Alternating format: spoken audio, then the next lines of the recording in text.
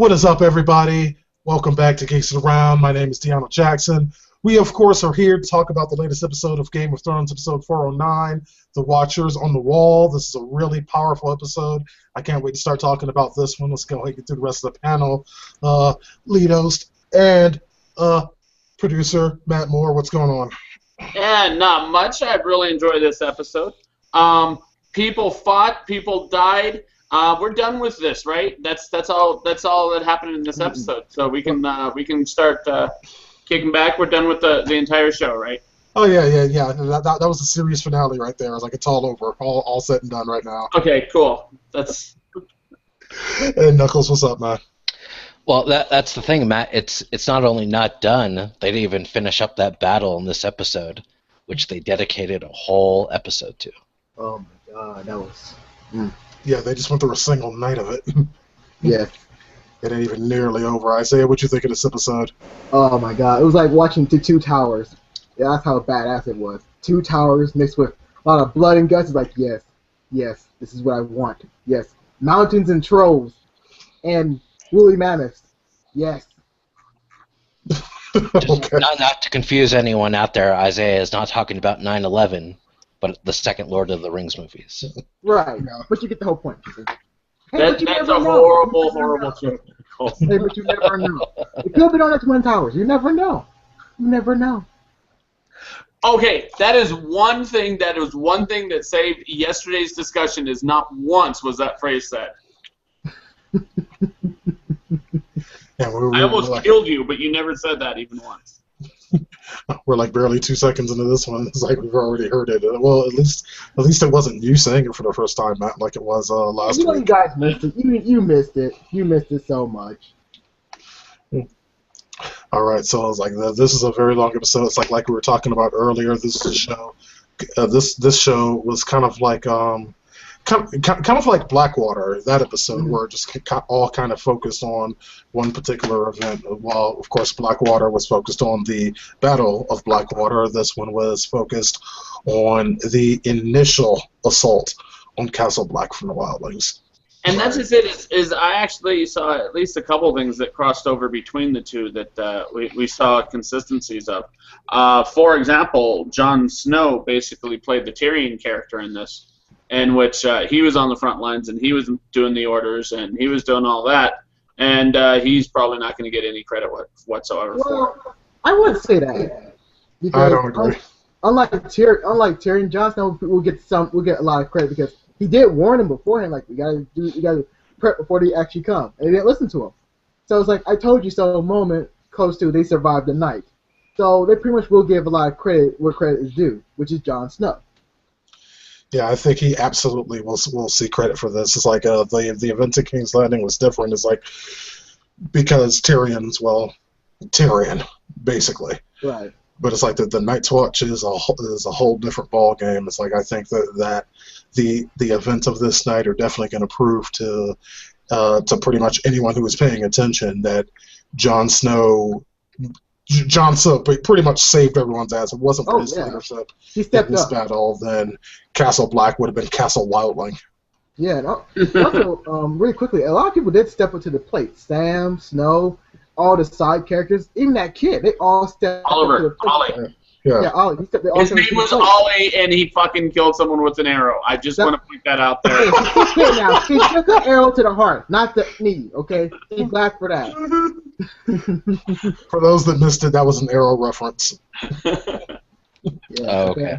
My name is Oliver Queen. Okay. Oh yeah, it's been confirmed. Arrow and Game of Thrones, they're connected. Boom, it's been confirmed. It's like, and I want to point out that it was very clear to me just now that half the panel actually did not catch that. I'm pretty sure it was just me and Matt. Yeah, I didn't I heard that. It's like Isaiah tried to jump on afterwards after he got it, but you can't fool me, Isaiah. It's like I know that went right over your head until I said something. Hey, at times it did, okay.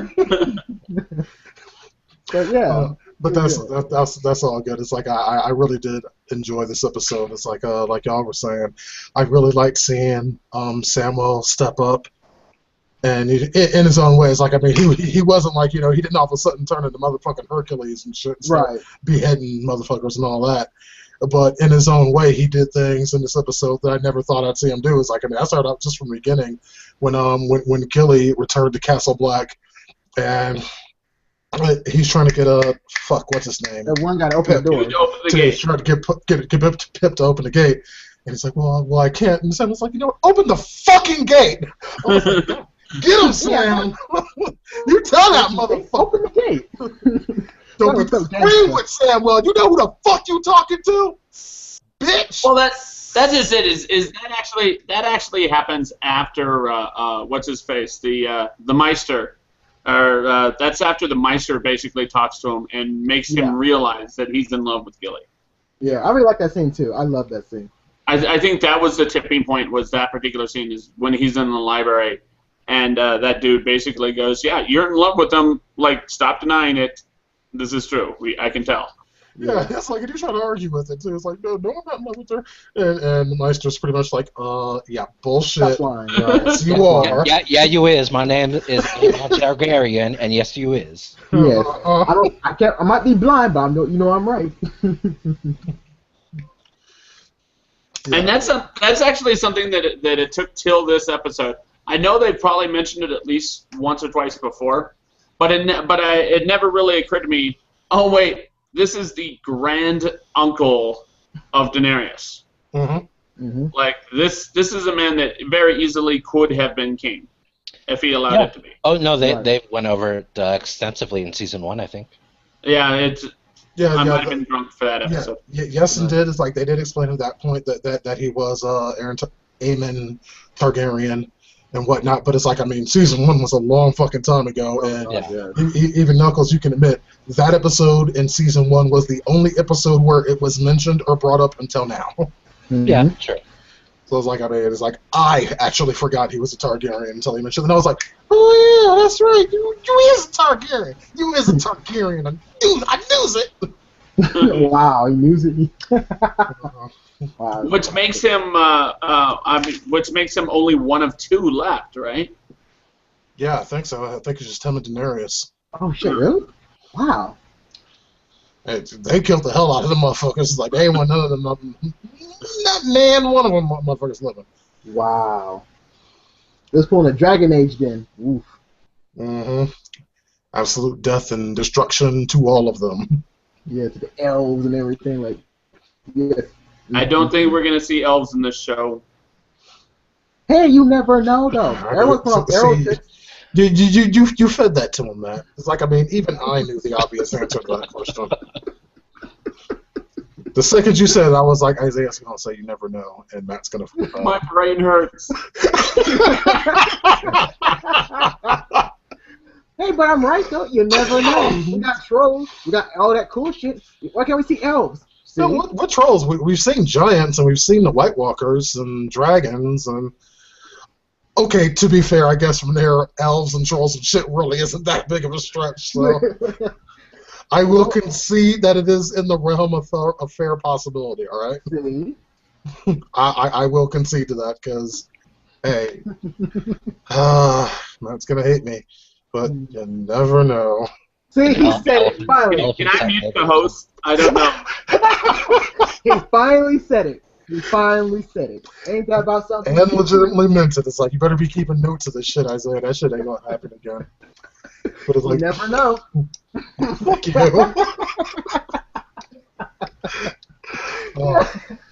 But something I wanted to bring up is like I thought it was really funny that I thought it was really funny that Samuel was trying to interpret certain parts of the Night's Watch oath. It's like, well, it doesn't technically say I can't have sex. What it says is I can't have a wife and I can't father children. Yeah, and I can't father children. So Doesn't say I can't fuck bitches. You know what I'm saying? You know what I'm saying, John? You know what I'm saying, my nigga? Yeah. Right, so Said nothing about sodomy. Said nothing about that. Right. Well, he said He broke back on the said wall other here. activities. Yeah. So I assume he's talking about sodomy.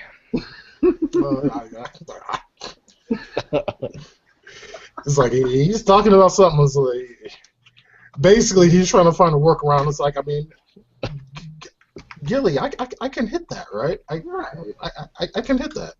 There's no reasonable explanation for why I couldn't be able to hit that. It doesn't. I mean, I know the oath kind of says, so would suggest that I couldn't, but it really doesn't technically. Which, you know what? I gotta say, fair point. Yeah, and also, Sam actually grew as a character too. Like, it's all started when he killed that White Walker, and we saw his character progress and change and become a more stronger character, which we see here now. It's like, wow, he's a much stronger and interesting and more badass character. Not that Weasley or not. He's not that coward or that chubby fat kid. He's that strong fat kid that you always want to hang out with. And again, that brings us back to the point I made last week, and we see a little bit more of that is he's kind of like the Samwise character from Lord of the Rings. He starts out bumbling and kind of an idiot, and then as time goes on, he becomes more and more of a hero. I agree with that. Now, something I want to point out is that conversation is that where he's trying to make excuses for possibly having sex with Gilly. I think that particular conversation is I think we're going to see that conversation a second time. And I think we're going to see it from Jon Snow arguing that very same point. Yeah. Jon Snow's going to be like, you know what? I'm tired of your shit. Like, it's not actually breaking my vows to have had sex with regret. Right. Mm-hmm. I did like that scene between But she's dead, Jon Snow. Get over it. Stop it. You know nothing, Knuckles Goldberg.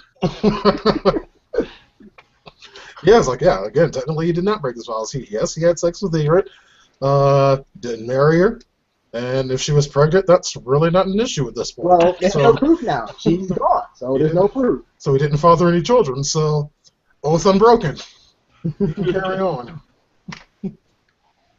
And yeah, it's like, I mean, that's kind of how I would put it too. If there's no proof, there's no proof. I don't see the proof. Yeah, but it's like very quickly in this episode, it becomes clear that it might have been useful to listen to Jon Snow about pretty much everything. No. Yeah, Matt. It's like, I know. It's like, I mean, listening to the guy that actually spent time with the wildlings and got to know them and understand their methods, and understand the arsenal they have behind them. Why the fuck would you want to listen to that guy? That guy doesn't know what he's talking about. No. Seriously. Right, that's not crazy to Jon Snow. Yeah, but if you seal the wall, you can't go north of the wall, which no one wants to go in there anyway, but you no longer have that option. Well, no, more accurately, they wouldn't have that option from Castle Black. Because it's like, I mean, the tunnel underneath the wall is not how the other Stark children got north of the wall, and that damn sure ain't how Samwell brought Gilly back. Right. That was a whole different tunnel. So I was going it was to a say, matter of is that convenience. something they conveniently don't mention in this particular show all that often? What? And that is, Castle Black is not the only castle on the fucking wall. That's true. Yeah, That's not the only way back and forth between the north and the south. Yeah, it's one of several castles. It's like Knuckles, or fresh memory, what are there, 7, 9? Yeah, there's a lot of them, but they're all abandoned. Yeah, I know there are only 3 that are actually used. But there's like Eastwatch and Castle Black, of course, and one other one whose name I forget. But it's like those other castles are still there. I mean, they're probably in really shitty condition, but they still exist along the wall. Eastwatch by the Sea, fucking Castle Black, and that's gonna drive me crazy now. It's like, I know there's a third one, I just can't remember what it is. I was gonna say, in season 1, didn't they like call to the 7 kingdoms for as many fucking people to help them out as possible? Yeah, they did. But see, the thing is the Night's Watch. It's like way back in the day when more people understood and accepted the threats from beyond the wall. Being a member of the Night's Watch was like an honor. It was something people trained specifically to join the Night's Watch and defend against this threat. But the longer that no one south of the wall had seen that threat or experienced that threat, it's like at this point, things like White Walkers and giants and all this shit, those are just wives' tales. The Black Watch are up there just doing whatever. That's why at this point the only members of the Night Watch are pretty much criminals that were given a choice. It's like, hey, we're either gonna kill your dumb ass, or you can go take the black. Pick one. And that's what they get. They used to get the very, very top of society, nobility and whatnot. Now they all get is throwaways. Compared to death, it's not that bad. Yeah, because that's what the Night's Watch has become. Because most people that live south of the wall have no idea that any of these threats exist. So it's like, I mean, they're down there, battling their little battles and whatnot, not realizing that the fucking Night's Watch is saving literally the entire kingdom. We're a human race, really. The whole fucking human race. Like, yeah. The Wildlings are humans, so they're not. But they're bringing a place a threat to the human race itself, because if they eat human, they're pretty much inhuman themselves. I know I'm being too creative with that idea, but I'm just saying. Yeah, more than somewhat. The bottom line is like they are saving the society that Westeros has built up, with the threat beyond the wall not being an issue. And that's just it. Is that was Gret's thing right at the beginning of the episode? She was bitching. She was all like, "These people come into our lands and plop down a fucking wall in our land and then declare everything south of it theirs. Fuck them." I'm sorry, but that was thousands of fucking years ago. Get over it, bitch. Yeah. Right. Time to move on. Move on. Exactly. It's like that shit that happened to your grandfather's grandfather's grandfather's grandfather. Okay? Right. You ain't even know the motherfucker. Yeah, you still that's what I say to Indians. Well, that's a different story though. But hey, you can. But it is kind of fucked up. Between thousands of years ago and 100 years ago. But on the other side of things, dude, it's like, to be honest, like, I can kind of see your point and understand, how he's pissed off. It's like, I mean, like down south of the wall and whatnot, yes, winter is coming, but hey, sometimes it's summer. That's not really the case north of the wall. It's pretty much winter all the time. It's like we up here in the fucking cold all the motherfucking time. We got giants and shit walking about. We got fucking undead goddamn fucking zombies and shit and fucking White Walkers. None of y'all South motherfuckers be dealing with this shit, and it's y'all's fault. I want what y'all got. It's like, I want me a nice castle in the motherfucking sun where, it's summertime for fucking 30 years at a stretch. Right. This shit. So, hell, on that front, I could be like, yeah, you know what? Fuck all of you. For real, though.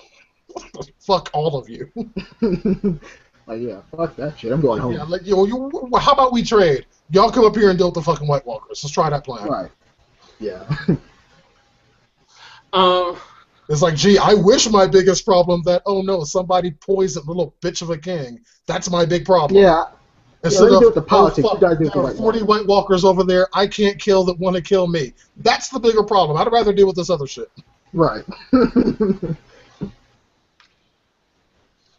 And that was actually another part of that very same conversation was the whole, like, Egret being like, I'm going to be the person who kills Jon Snow if any of you try and kill Jon Snow.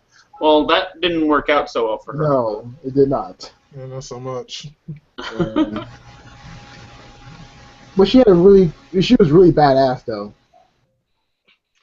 Yeah, she killed everything that came up in her line of sight that wasn't named Jon Snow. Right, she was really very unfortunate on that last part. Yeah, it's like, I mean, she killed my boy Pip. Well, yeah, that was kind of sad, though. That was really, really sad. Like, no!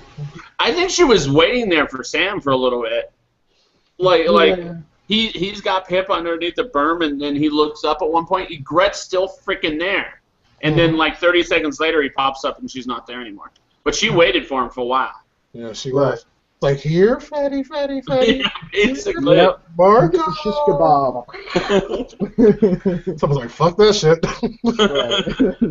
Or that night, not last night. Yeah.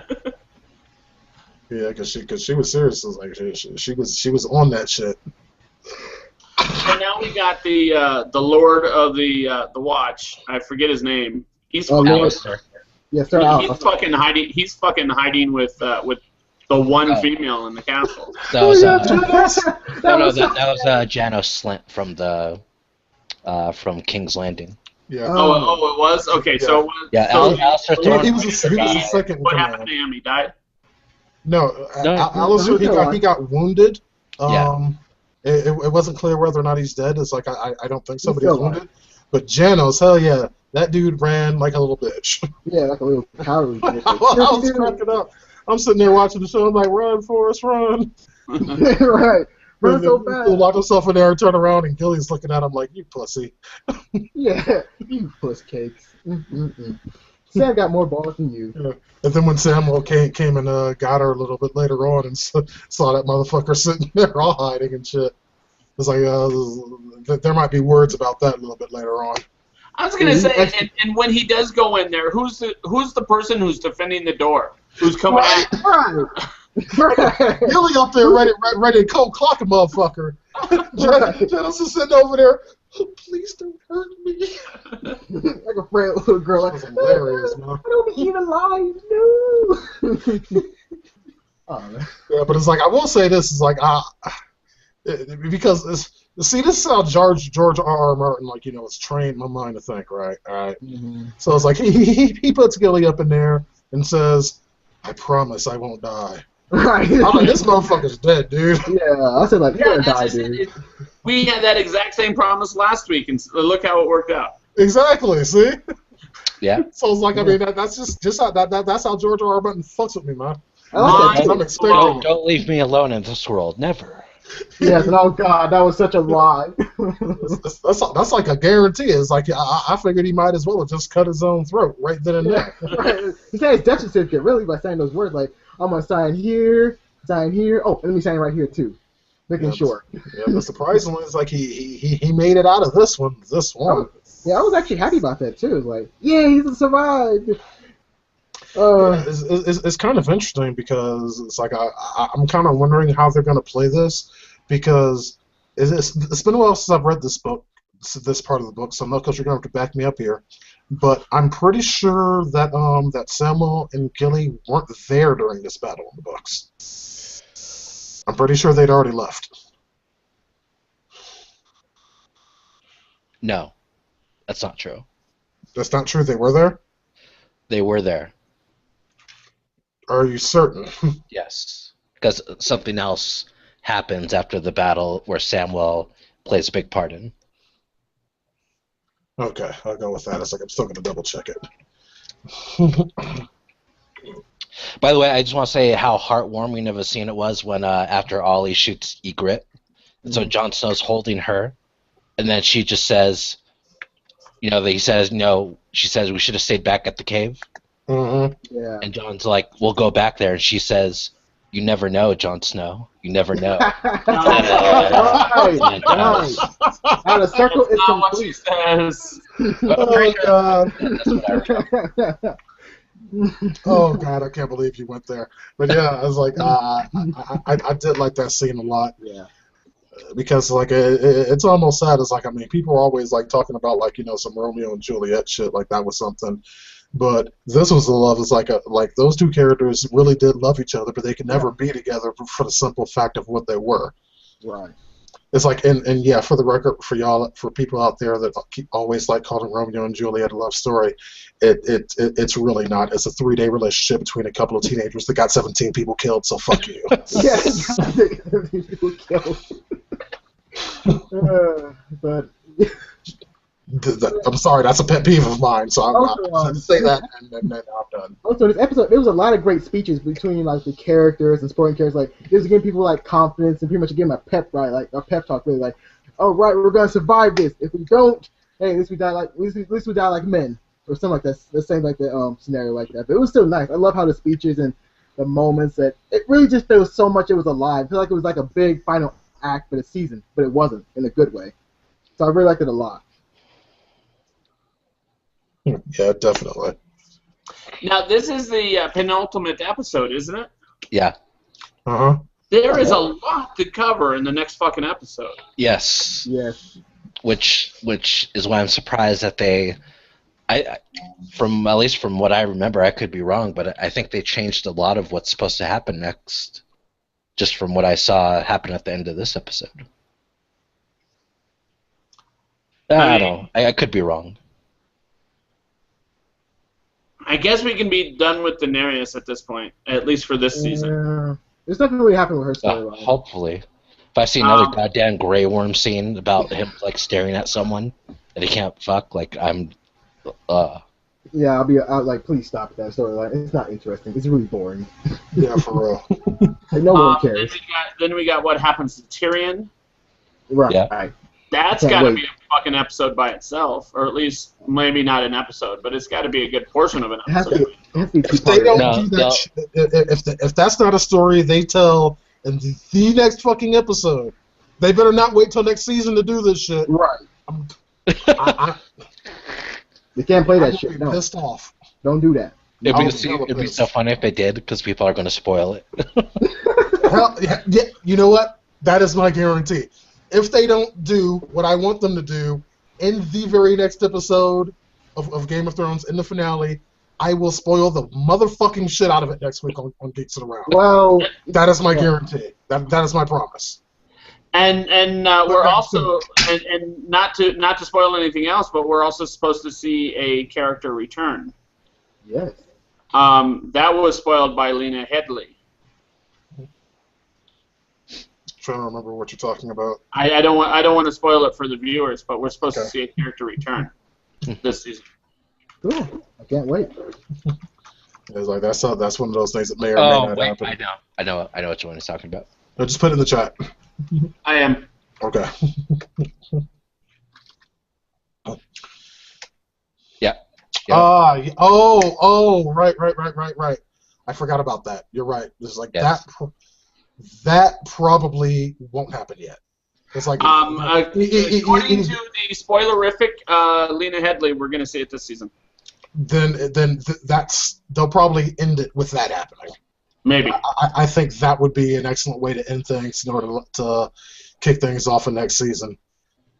Okay, viewers, you guys have no idea what we're talking about, and that's fair. Seriously, like this is something that's like a major spoiler. Just stay tuned for the entire episode, next episode, because a lot of you are going to be like, oh! Yeah, I cannot wait to see the Twitter reactions. Actually, no, it's like, do you know the reaction I can't wait to see, Matt? Huh. The Aisha reaction. Oh, yeah. Yeah, see, it's like, for you viewers, Matt's hung out with me enough. He knows my girlfriend, and he sees her watch TV, and when unexpected things happen, she'll freak the fuck out and start screaming and shit, and you can hear her for like a mile away. Yeah. So it's like, that's something. That's just like some of our viewers. If y'all have been with us for a while, y'all might know Aisha. She's been on a few of our episodes for our Walking Dead shows, but that's neither here nor there. I was gonna say, if you watch those YouTube videos where like kids open like PS4s and they're like, oh my god, I got a PS4, and they jump all over the freaking room. It's in a 64. That's Aisha like once or twice a week when she's watching TV. Yeah, only increase the decibel level by about 150. Yeah. All right, but all of this is like I will say that our boy Jon Snow kicked a lot of ass this episode. Yes, he did. I am glad. So it's like he jumped off that elevator, hit the ground, rolled, and killed 3 people before the elevator stopped moving. Yeah, he killed that one guy. I can't remember his name, but he was a really cool villain. Oh yeah, that big baby eating motherfucker. Yeah, I'm glad he killed him. Yes, like, yeah. Killed the fuck out of him. Yeah, that was so awesome too. Like, finally, Jon Snow, you played dirty.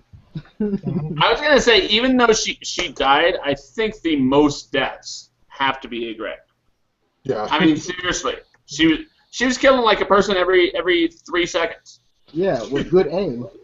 Yeah, it was funny. It's like, I'm killing you, I'm killing you, I'm killing you. I don't know. Shit, I'm out of arrows. Wait, let me go down here and get some more arrows. Now I'm gonna kill you. Like she did not have that many arrows. Hey, you never know. It was magical. Hey, she had a lot of fucking arrows. She was like Hawkeye. Or Cactus. Popeye? No, Never mind. Hawkeye. No, never mind. I don't want to know. No, he said Hawkeye. Oh, okay. So it was a legitimate reference. Like Hawkeye. Yeah. What a great Popeye. Popeye. Yeah, it's like, they ran out of arrows, and then it's like the son of a bitch ate some spinach, and that shit was on and popping. Oh, man. But, so much great stuff. So much. Oh, yeah, then it's like you have, Gren and his team that went to go guard the gate from the Giants. Oh, God. It's like, unfortunately, they did not survive that, but they put it down.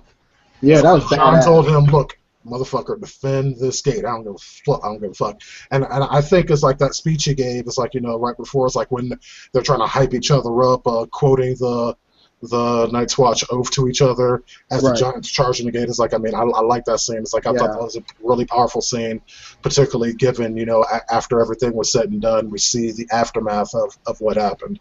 Right, I love that scene because it was very powerful. It was, like you said, it was powerful. It meant a lot to the characters and to the viewers. Like, they actually are trying to protect. They're actually, it's their last stand. If this gate falls, it's all over. So they stayed there and they made sure that monster did not get through. So it was a badass moment. It was really sad too. Yeah, it was like they defended that shit to the death. Well, that's just it. While that scene was very, very cool, I think the scenes leading up to it, in my opinion, were much cooler. Is the fucking mammoth and the giants and all that trying to take out the outer gate. Mm-hmm. Yeah. That was actually a pretty cool scene. You Like saw over the rings, thing over on rings. ahead.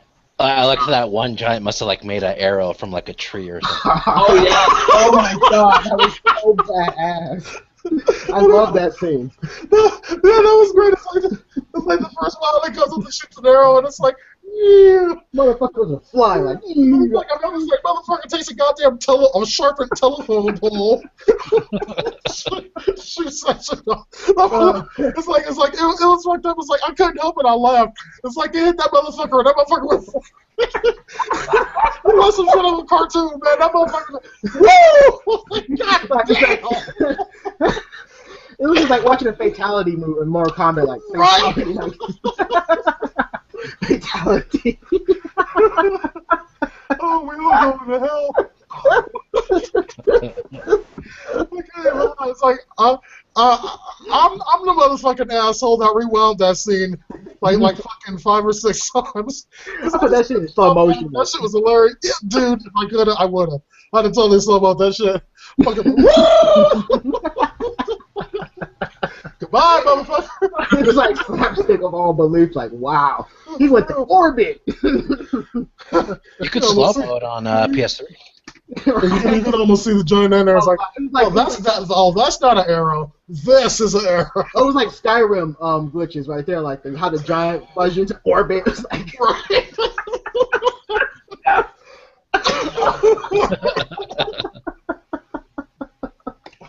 But yeah, Knuckles, you're right. I can't slow mode on PS4 on the PS3. I didn't even think of that until I was watching it. Oh god. But I'm totally gonna do that because I'm sorry that was really funny. That was. Yeah. It's like, and then y'all viewers out there, it's like, don't fucking act like y'all didn't crack up laughing at that too. Right. It's funny as hell. The deaths were really funny and cool. Well, that one was anyway. It's like this. And then The motherfucker disappeared. they dropped it on the anchor like I forgot what they called it. Oh yeah, the scraper. Oh god, that was so fucking cool and funny. That was. The motherfuckers go. That scrape? Like, seriously? Why did they waste any fucking resources on anything before that? Right. It's like, Y'all motherfuckers want to come on up then. right. Come on up. That would have been funny. It's like they cut that shit loose and kill like 40 of them motherfuckers. Yeah, blood was everywhere. It was all cool. Like, oh shit. Bro, I would have hated to be down there. It's like it's raining people. Oh, it's raining men. It's raining bits of people anyway. Right. I mean that was some brutal shit. But also, I think this episode actually showed how strong and pretty much willpower the Crows had. They had a lot of strong willpower that they can face any odds as long as their willpower and their confidence was up to the max. So that was really good that human willpower was actually shown in this episode, which was really good. Yeah, well, Now here's my thought: is if they were to, for example, fill that fucking tunnel, Mm-hmm. which they've got a day to do it. And if they were, yeah, I mean, other than that, like, wouldn't that be the only thing that they really need to do to be able to keep the castle as long as they need to? So long as they had the food and provisions to cover them for a while?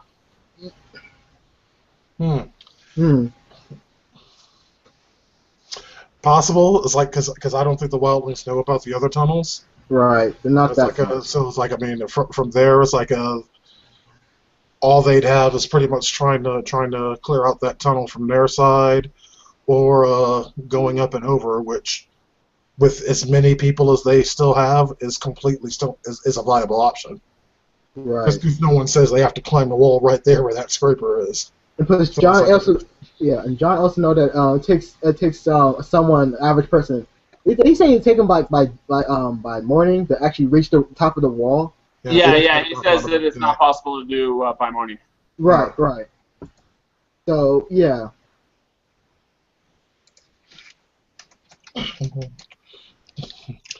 Yeah. It'd be like World War Z. Mhm.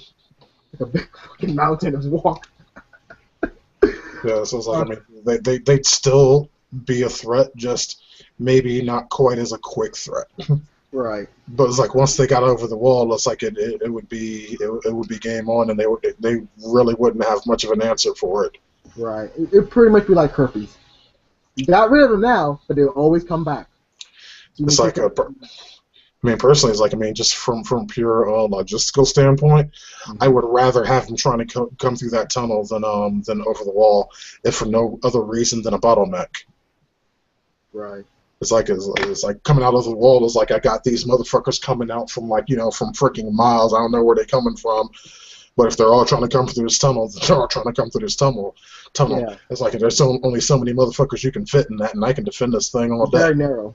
It's very narrow. So When you have people at a bottleneck, it's like, I mean, hell, look at the movie 300. Right. Like that was the whole reason that they chose that spot to make the stand, was because of the bottleneck. Right. Bottlenecks are easy to defend. Well, no, they're easier to defend. I was gonna say, and then of course we end this episode with Jon Snow going, you know what? I'm just gonna find the guy who's uniting all these people, and I'm gonna challenge him.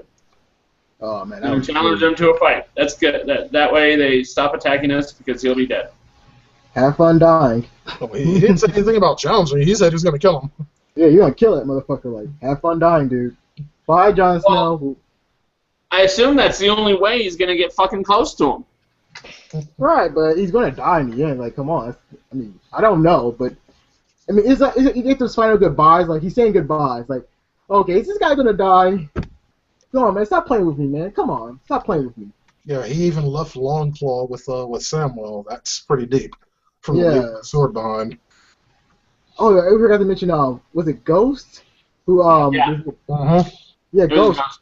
It was so badass how Ghost came out of nowhere and just shielded this motherfucker's face up. Like, oh, that's so awesome. She was like steak. And I was gonna say, Ghost didn't come out of nowhere. Sam specifically went and got his ass. Yeah, but how it went, like people, like the Wildlings didn't see it coming. Like, you didn't see that big fucking wolf? No. Oh, that's It came out true. of Yeah. nowhere. They're just there minding their own business. All of a sudden, dire wolf. Oh no! Oh, it's eating my face! I thought that wolf was a bit overzealous. I yelled at the screen, "Come on, man, it's a buffet. Don't pick it out in one place." Hey, when you find that taste that suits you, sometimes you got to go a little bit wild. Right. Yeah, he had to be hungry. Yeah. He'd been locked up in a cage for a while. You have to imagine that they weren't exactly feeding him, considering that they were busy preparing for a war. So, yeah. And plus, he wanted some action. Well, Ghost wanted some action, anyways. Yeah. Yeah, it's like, I honestly think after this point, though, I think we've seen the last of the Night's Watch for the rest of the season, because with only one episode left, they really don't have time to deal with anything Night's Watch related. One episode left? That was two more. One more. Shit. Yep. This is the ultimate episode. 510 will be it. Oh my god! That sucks. Ugh. So let's just go ahead and kick it into wild speculation mode. It's like now with that on the table, it's like yeah, one episode left this season. Without, well, yeah, speculate. Don't spoil. Yeah, don't spoil. Spoil game. Well, first off, I don't think I don't think that Tyrion's dead. Like George R. R. Martin is used to killing the characters in which we love, but I don't know that he's ready to kill the. I don't think he's really willing to kill the Daryl of this show. No, he's not ready. Yeah, it's like I think that would be a huge mistake. But I didn't want to say this other character because I will keep that to myself because it might be a big spoiler, so I'm not going to say. So. But yeah, I mean, because Tyrion is our Daryl basically. Like you kill off Tyrion, and a lot of the viewers are going to be pissed. Yeah, people are gonna stop watching it. Like, fuck this show.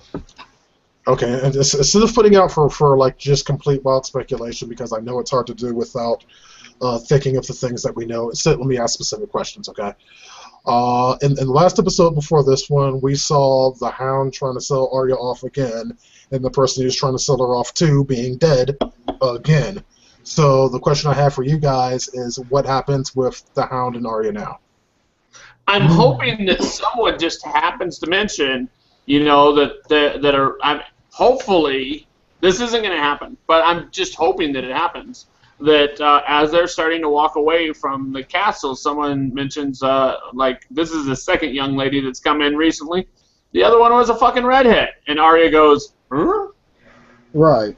And goes, wait a second, maybe I need to get back into that castle. It's not going to fucking happen, but I really wish it would. I do wish to. I want to see all the Stark children, the surviving ones, just come together and have a big reunion. I just want to see that for just one episode. It's not going to be much of a reunion. I know. Exactly. Hey, even if it was just one scene, I think I agree with Isaiah. I would just kind of like to see that.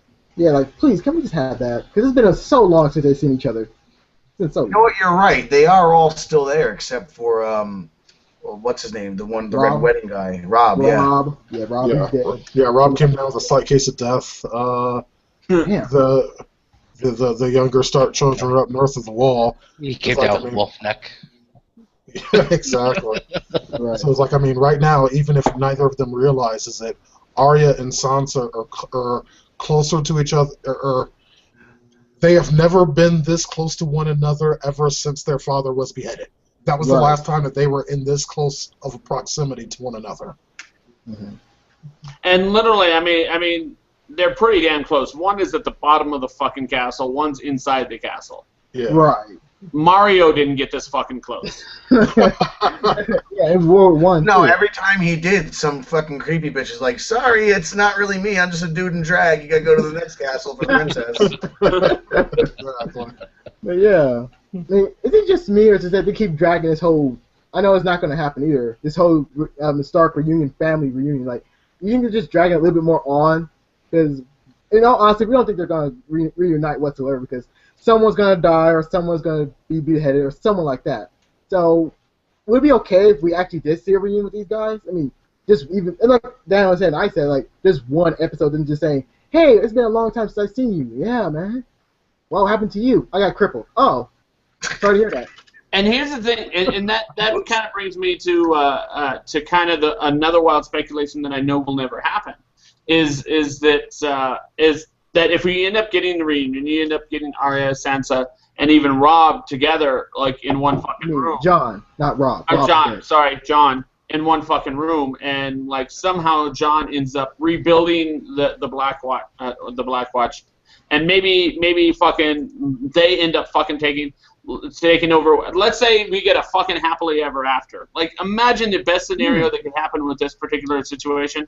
None of that shit's gonna happen because George R. R. Martin bathes and lives off the tears of his fans. We love it. We love it so much. Like, there is no happy ending. You have to accept that. If you don't know that by now, I mean, it's very obvious. There is no happy ending. Right, and that's why people like him so much, because he knows he can pull those crazy and devastating storylines and kill a character but he knows we're gonna be back because that's how you do. That's how you keep a story. What would happen is if like the show forced the actors to get into the same room scene where they shouldn't be together because obviously they don't reunite. Then like one of the actors would just have an aneurysm. It's like out of nowhere. Pretty much. Yeah, that would happen too. Like, damn it. But yeah, I mean, this is one of those shows, and Walking Dead is another show.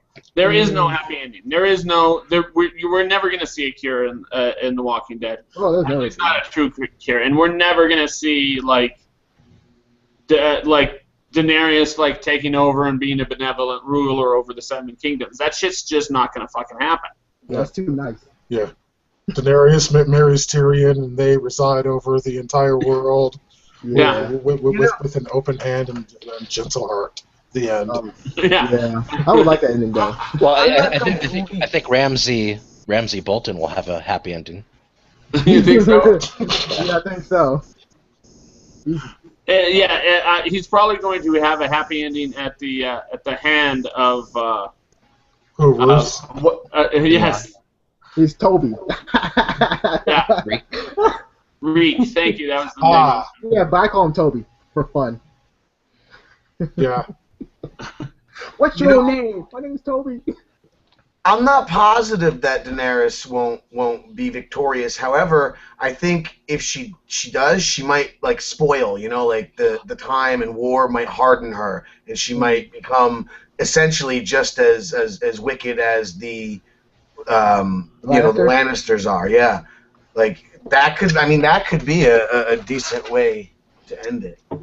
Actually, it's like that would be hilarious. Shit comes full circle. You know, Dany Targaryen takes over, and she pretty much becomes the Mad Queen, pretty much just like a female version of her father. So, Right. It's literally just full circle. It's like the entire shit, the entire initial War of the Kings and whatnot was to oust the Mad King. It's how Jaime became the Kingslayer, and all that was because of this crazy motherfucker. And then after the end of all that, his daughter replaces him and becomes a crazy bitch. Oh, I would like that. I would really like that. I was doing a little background on the Targaryens, so this isn't spoiler. This is before the story happens. The Targaryens were actually pretty benevolent rulers until dude ended up going crazy. That shit crazy. Yeah, Can I ask He was a good ruler until he went crazy. Yeah, he Speaking of crazy. background, can I ask you guys, because I missed, what relation to Targaryen did the guy in the wall? He's basically Dany's uncle. His uncle. Okay, Her Great uncle. Yeah, great uncle. And when he didn't give the name of his great love, did that mean it was his sister? Got it. Because didn't they say the Targaryens were known for sleeping with each other? Yeah. Yes. I got that hint when he didn't name the name, and he kind of just like blew it off. Yeah, like. I don't know. So you slept with your sister, correct? Maybe. I don't think he would have cared about that. No, he would. Not like Jamie would. Jamie would somewhat care. Somewhat. Yeah, it's like I think if that would have been the case, he would have said so, because the whole him as a Targaryen thing, that's another life for him. It's like it's not something that is of any concern to him in this life. So I don't think it's something that he would have been embarrassed about in the slightest. Right. As far as he's in his mind is concerned, it happened to essentially somebody else. Right. Who he was before he became before he took the blood. Right. If that makes any sense. Oh, it does. No, it does.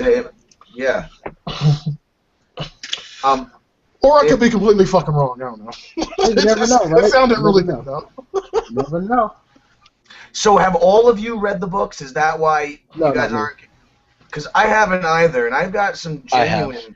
I know you have, Knuckles. That's read all 5. I saw you with your stack of books. Sure with a stack of books? No, I don't have a stack of books. Where you See? you were posting pictures when you got the books.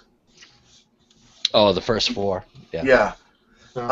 As for me, my stack of books is right behind me. Those are the Song of Fire and Ice books right over there.